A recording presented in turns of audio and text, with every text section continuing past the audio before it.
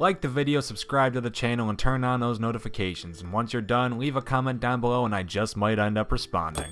Drew McIntyre just became one of the two brand new first-time world champions in WWE. As Braun can now reign over Friday nights as the Universal Champion, our favorite Scottish psychopath Drew McIntyre gets to enjoy his first taste at world title gold with the WWE Championship wrapped around his waist. The match with Brock was far from exceptional, especially coming after the what the f of a Cena Fiend match? Regardless, the Chosen One has finally come to collect over a decade later, and we couldn't be happier. I'm D-Wicked from Watch WWE, and here's 10 things you might not have known about Drew McIntyre. Number 10, he's a former Intercontinental Champion. WWE hasn't done too much in the form of showing off McIntyre's first run with the company, so I'll go ahead and do it for you. The former Chosen One had quite an intriguing gimmick when he got called up to the main roster all the way back in 2009. The basic idea was that Vince McMahon handpicked Drew to be the prophesized baby Jesus of WWE. Maybe not to that extent, but he was certain McIntyre would go on to do great things in the company. After being thrown into and impressing at Survivor Series, McIntyre was put into a feud with John Morrison, another name who made his way back to the company recently. Drew would win with the poke to the eye and hold the belt for a few months before losing it to Kofi Kingston via vengeful Matt Hardy. Like you're going to be escorted from the arena.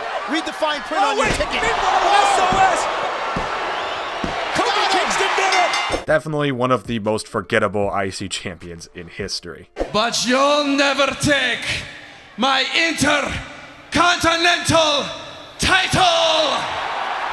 Number 9, he's a former TNA World Champion. If you weren't paying attention to the man's career post-WWE, you might not realize he was holding the top gold in WWE's least favorite company, good old Impact Wrestling. In 2016, Drew Galloway, as he was known everywhere else and is his actual name, would cash in TNA's version of Money in the Bank on, ironically, Matt Hardy to win the TNA World Heavyweight Championship, becoming the first Scottish-born to do so. Galloway would drop the belt to Lashley, no Bobby, just 3 months later and lose every match where he tried getting the title back. Drew would go on to also win the Impact Grand Championship, which I'll be very transparent about, I don't understand in the slightest. I think it's a 3-round every match championship. That's weird. It's defunct now, so I don't care. Drew Galloway to cash in his World Championship briefcase and become World Champion! Number 8, he's got his degree, and not just any old degree. Drew McIntyre's got a master's in criminology. Earned at the Glasgow Caledonian University, Drew knew from a young age that he was extremely into crime. In fact, crime and pro wrestling were a young McIntyre's 2 favorite joys in the whole wide world. Drew would begin training to become a pro wrestler at the age of just 15, but had to negotiate with his parents over their support. Well, not really. Mr. and Mrs. Galloway were very open and helpful when it came to getting Drew out there, going as far as to drive him up to 12 hours whenever necessary just to get their kid to a match.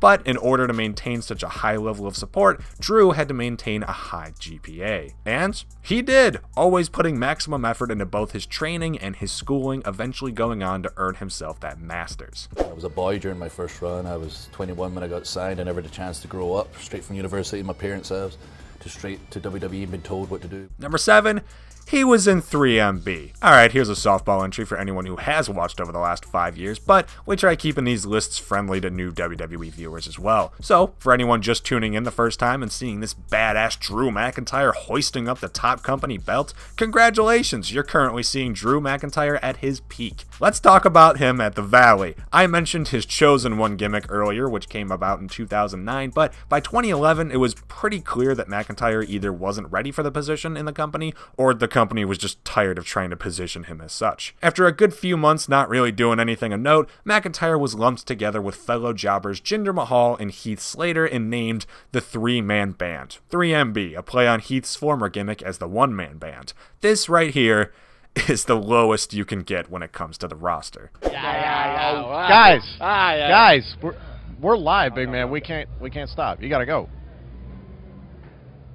Number 6, he's been married twice. Drew McIntyre is a hot property in the WWE, but according to the ladies, he's that in more ways than one. Back in 2010, Drew would marry his first wife, Taryn Terrell, a former professional wrestler who went by the name Tiffany in both WWE and TNA. The marriage would be short-lived, however, as just a year later, the two split and got a divorce. In 2015, Drew would begin dating a woman named Caitlyn, with a last name I'm not going to bother trying. Caitlyn doesn't really have any role in pro wrestling besides obviously supporting her husband, instead being a doctor, and would go on to marry McIntyre after a year of dating, with the two still together to this day. Number 5, he chose NXT. When McIntyre made his way back into the company in 2017, he was exactly what Vince McMahon was looking for. Contrary to his last few years as a complete jobber, Vince and Drew actually ended on pretty good terms, with Vince basically just saying, Drew, get out there and find yourself, dude. He definitely found himself, and that new Drew was far better built and full of face and chest hair, two things that genuinely 180'd McIntyre on just an appearance basis. Throw in how much better he became inside of the ring and behind a microphone, and you get a man ready to be made. Drew, as well as Triple H, thought it would be a better idea to come back down to Full Sail and refamiliarize himself with the company before jumping back to the main roster, and so that's the choice that he made.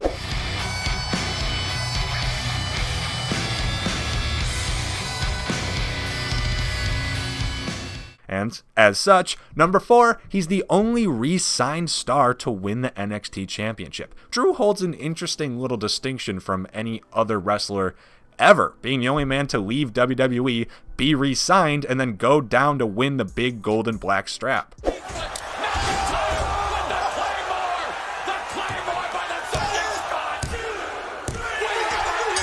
Only a few wrestlers have done anything even sort of similar. I mean, Kevin Owens wrestled in War Games after being called up to the main roster. Finn Balor full-on returns to NXT after a stint on Monday Night Raw and nearly won the NXT title. And Johnny Gargano actually did win the NXT Championship after a short-lived, very odd period of time on the main roster.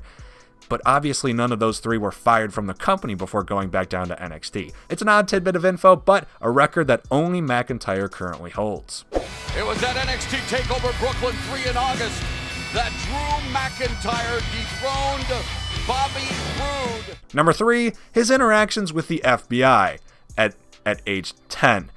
This is a strange one. At 10 years old, Drew Galloway was having a little back and forth convo with the Federal Bureau of Investigation. The young Andrew was incredibly fascinated with the conspiratorial. Again, he was very into crimes, but also reading into a bunch of magazines relating to that subject matter during his youth. One of these magazines, X Factor, specialized in conspiracy theories and ghost stories. Drew was so intrigued that he actually wrote to the FBI under the Freedom of Information Act, and lo and behold, the FBI actually responded to a 10-year-old. Not only did they respond, but they actually sent Drew a file with several documents containing whatever subjects he had asked about. Believe it or not, Mr. Galloway was a little bit concerned over the fact that his son was receiving documentations from the FBI. Number 2, his long-standing feud with Sheamus. In the WWE, Drew McIntyre and Sheamus never really had much of a feud. I think they wrestled twice in total between 2011 and 2012 on random shows. But when it came to their pre-WWE careers, the two actually had one of the great Euro independent feuds of the mid-2000s, wrestling multiple times for Irish Whip Wrestling's top championship. Their feud became quite patriotic, with Drew's Scottish blues contrasting Sheamus' Irish greens, and as it became more patriotic, it also became more destructive. The two initially wrestled just a singles match, then a 2 out of 3 falls match, a last man standing match, and finally concluded their feud with an epic I Quit match, one 100% worth going and finding online. Up goes Galloway, here comes the Celtic Slam, there it is! The Celtic Slam by SOS, the leg is hooked, and that's it! He cheated. And number 1, the Claymore was an accident. Drew McIntyre currently has one of the best finishers in all of WWE, hell, all of pro wrestling, the Claymore. The diving head kick far surpasses his former Shockwave DDT finisher, genuinely being one of the biggest pops of the night every single time it gets hit. The best part is that Drew never actually intended for the move to be a thing. Before the Claymore, Drew was testing out different variations on the slam to find his finisher, but during a random match, Drew tried to go for the big boot, but due to his pants being too tight, he couldn't extend and ended up falling through on the kick. But later, Drew went back and watched the match, realized it looked pretty cool, and has kept it as his actual finisher to this day. That might be the greatest finisher origin story out there. ran to Big Boot Ryback, and I lifted my leg because the pants are so tight. I kicked up my other foot and I knocked myself loopy. So I gave him like the Claymore. And those are 10 things you might not have known about Drew McIntyre. What are your thoughts? Let us know in the comments down below. After liking the video, subscribing to the channel, and notifications, ring that bell.